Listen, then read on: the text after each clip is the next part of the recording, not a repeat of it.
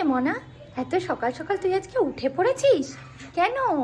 হ্যাঁ মা, আমি আজকে সকাল সকাল ঘুম থেকে উঠে পড়েছি। আজকে সরস্বতী পুজো না, তাই জন্য তো আমি জানি হলুদ মেখে স্নান করে তারপরে তো আমাকে স্কুলেও যেতে হবে, অঞ্জলি দিতে, শাড়ি পরবো, খুব মজা হবে। হ্যাঁ মা, খুব ভালো করেছো। এর জন্য দেখো তোমার জন্য আমি হলুদ বেটেও রেখে দিয়েছি। তাড়াতাড়ি করে এখন এই হলুদটা তুমি মেখে নিয়ে স্নান করে নাও।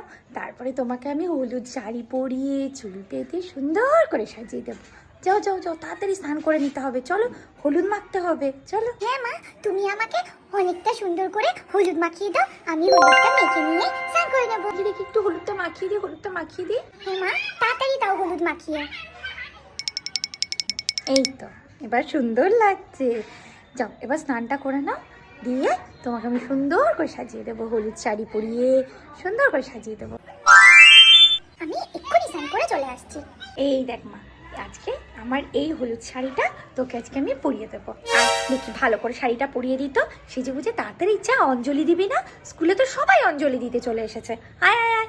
এবার বলো মা, আমাকে কত সুন্দর লাগছে। আমি যাই মা, তাড়াতাড়ি করে স্কুলে গিয়ে অঞ্জলিটা দিয়ে নি। উফ মা, যে সকালবেলায় কেন ডেকে দিল? উফ, কি ঠান্ডাও লাগছে, ভালোও লাগছে না।